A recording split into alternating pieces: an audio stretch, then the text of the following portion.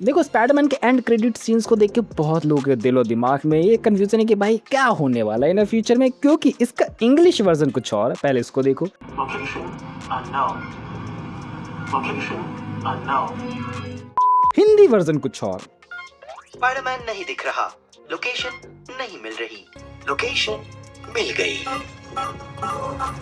मतलब दोनों की डबिंग में इतना ज्यादा डिफरेंस कैसे है कि भाई समझ में नहीं आ रहा है। इंग्लिश में बंदा बोल रहा है कि एक अननोन स्पाइडरमैन स्पॉट हुआ है, एंड हिंदी में बंदा क्या बोल रहा है कि स्पाइडरमैन नहीं दिख रहा है, स्पाइडरमैन दिख रहा है। मैं कहूँ ना, मैंने बहुत सारे यूट्यूबर्स की वीडियो देखी है, मैं किसी में सुन पा रहा हूँ कि स्पाइडरमैन अपने यहाँ नहीं है, वो सीक्रेट वॉर्स की लड़ाई के लिए कहीं और जा रहा है, मे बी स्पेसशिप से जा रहा है या फिर कहीं और जगह पे स्पॉट हुआ है। एंड कहीं कहीं जगह पे मैं सुन रहा हूँ कि भाई टॉबी वाला स्पाइडरमैन अभी भी अर्थ पे है, एंड पीटर जो किसी और यूनिवर्स का है, मे बी एंड्रियो के यूनिवर्स का, टॉबी के यूनिवर्स का, वो स्पॉट हुआ है एकदम सुनसान जगह पे कहीं पर। एंड वो सुनसान जगह पे क्यों स्पॉट हुआ, इसके लिए थ्योरीज निकल के आ रही है कि भाई मे बी इसके अर्थ का इंकर्जन हो गया, सो दैट्स व्हाई वो हवा में तैर रहा है, जैसे थॉर एक टाइम पे तैर रहा था कि भाई पता ही नहीं लग रहा कहाँ जा रहा बंदा, लेकिन उसकी बॉडी बहुत ज्यादा स्ट्रांग थी तो वो सर्वाइव कर गई थी। एंड इंकर्जन 2 प्लैनेट्स के साथ होता है, मे बी एक्समैन की अर्थ के साथ हुआ हो, वोल्वरिन की अर्थ के साथ हुआ हो, and that's why Peter Parker अकेले हार गया। एंड एक जगह ये थ्योरीज निकल के आ रही है जो अभी मैंने पहली वाली बताई कि भाई जो टॉम हॉलैंड है मे बी वो सीक्रेट वॉर्स की लड़ाई के लिए कहीं पे गया हो, बट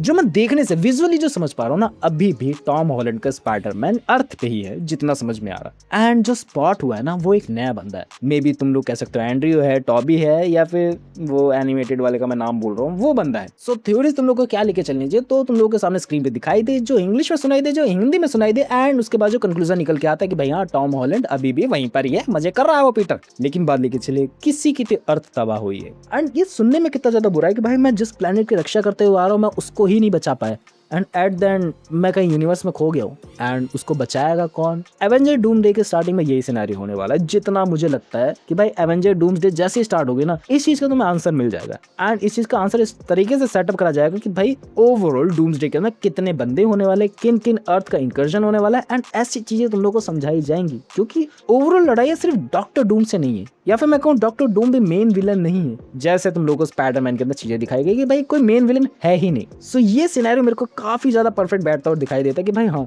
ये चीज शायद हो सकती है, ये चीज का कहीं ना कहीं तर्क बनता भी। एंड इसके बाद इसका फ्यूचर क्या होने वाला है, लाइक पोस्ट क्रेडिट सीन से तुम लोग को क्या समझ में और आ रहा है। देखो इसका फ्यूचर एकदम डिसाइडेड इन लोगों ने ब्रांड न्यू डे के अंदर ही कर दे कि भाई जीन ग्रे का इंट्रोडक्शन हुआ है, तो ना फ्यूचर में जाके एक्समैन के साथ भी दोस्ती होगी, एक्समैन के साथ ही ज्यादा अच्छे कनेक्शन बनेंगे। मे बी भाई इस अर्थ में कुछ डिफरेंट हो सकता है कि भाई स्पाइडरमैन के साथ दोस्ती बन जाए, कुछ कहा नहीं जा सकता है। By the V CD Singh बहुत अच्छी लग रही थी यार। एंड आगे बढ़ के अगर तुम डूम्सडे के बारे में बता के लेके चलो, तो काइंड ऑफ जो न्यू एवेंजर्स बने वो तो ज्यादा पावरफुल नहीं है, उनके ओवरऑल पावर से लग रहा है, उनके ओवरऑल नजरिए से लग रहा है मे बी वो पावरफुल हो सकते हैं, मे बी उनके पास कुछ हिडन जेम हो सकते हैं स्पाइडरमैन जैसे जो वो काम करेंगे, and at the secret Wars के अंदर वो चीजें काम आएंगी, अभी नहीं। सो गड़बड़े तो है डेफिनेटली, लेकिन ब्रांड्स न्यू डे की हाइप, ब्रांड्स न्यू डे का ओवरऑल सेटअप बहुत सारे लोगों को पसंद नहीं आया, क्योंकि उनको लगता है कि भाई इसमें वो लेवल की बात थी ही नहीं जिस लेवल की बात नो वे होम में थी। उस टॉपिक को टचअप नहीं करूंगा उतना ज्यादा, बस इतना बोलूंगा कि भाई नो वे होम तुम लोगों को सदियों का पुल अप दिखेगा कि भाई सदियों से जो चीजें चली आ रही है ना स्पाइडरमैन के यूनिवर्स में, वो तुम लोगों को बता रही है कि भाई ये चीज होने वाली है, ये चीज होने वाली है। सो वो बहुत ही ज्यादा क्रेजी मूवमेंट था, एंड यही क्रेजी मूवमेंट अभी बिल्डअप करा जा रहा है कि इन फ्यूचर में जाके ये जो चीजें मैंने बिखेरी हैं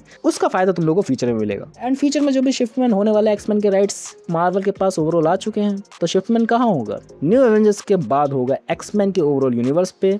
एंड हाँ मे बी मैं इसके अंदर एक और थ्योरी ऐड ऑन करना चाहूँ जो इंटरनेट पर चल रही है कि भाई एक्समैन ही, जो एक्समैन के ओवरऑल टीम है वही खिलाफ हो सकती है एवेंजर्स के, एंड डॉक्टर डूम भी मे बी किसी एक साइड का पलड़ा भारी हो सकता है, किसी एक साइड वो हो सकता है। एंड बात लेके चले विलियम मैडजर की, ये मार्वल में एक ऐसा बंदा है ना जो म्यूटेंट्स को ओवरऑल कंट्रोल करने पे तुला हुआ है कि भाई इनकी ओवरऑल पावर को सप्रेस करना है, एंड इनकी पावर का इस्तेमाल करना है अपने फायदे के लिए, सोल्जर्स वगैरह बनाने के लिए। एंड विलियम की मदद सबसे ज्यादा बताओ किसने करी होगी, अपने पीटर पार्कर ने। भाई उसी ने ऐसा डिवाइस बना दिया जिससे म्यूटेंट्स को कंट्रोल में करा जा सकते, उनकी पावर को सप्रेस करा जा सके। हाँ हम लोगों ने देखा जीन ग्रे की पावर बहुत ही ज्यादा हायर लेवल की थी, एंड वो एक मार्वल का बहुत ही पावरफुल कैरेक्टर है। मैं मान सकता हूँ कि भाई उसने जब अपनी पावर को अनलॉक करा तो उसके डिवाइसेस काम ही नहीं है, बट डेफिनेटली एक शुरुआत है कि भाई इसके जरिए और भी ज्यादा चीजें बनाई जा सकती है ना फ्यूचर में। एंड ये पूरा ओवरऑल सिनेरियो अगेन से पूरी नई एक्समैन को सेटअप करता है कि भाई हाँ जो भी नई चीजें आएंगी ना फ्यूचर में जो मार्वल बनाएगा उसके पास ही राइट्स रहेंगे, एंड वो उसी चीजों को अच्छी तरीके से डिस्ट्रीब्यूट करे,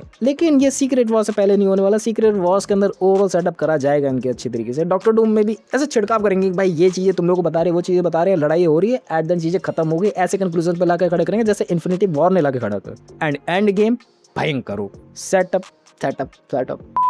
एंड स्पाइडरमैन के अगर मैं कुछ और भी चीज़ इसके अंदर ऐड ऑन करना चाहूँ कि भाई बंदे को जवानी चढ़ी है बंदे को माता नहीं आई, बंदे को जवानी चढ़ी है। एंड ओवरऑल अपनी पावर्स को कंट्रोल करना चाह रहा है बट कंट्रोल कर नहीं पा रहा है। लेकिन टॉबी भाई ने पता नहीं कैसे कर लिया था। ये सब तो बच्चे हैं उनके सामने, बट सीख रहे हैं प्रोग्रेशन के साथ। बट टॉम हॉलैंड के पास बहुत ज़्यादा एडवांटेज है टेक्नोलॉजी का, जो देखने में आया कि भाई वो अपने स्पाइडर पावर को सप्रेस कर लेता है। वही म्यूटेंट वाला सिनेरियो काफ़ी अच्छा है। जवानी अच्छी चढ़ रही है भाई उसकी, किसी की तो जवानी अच्छी जा रही है।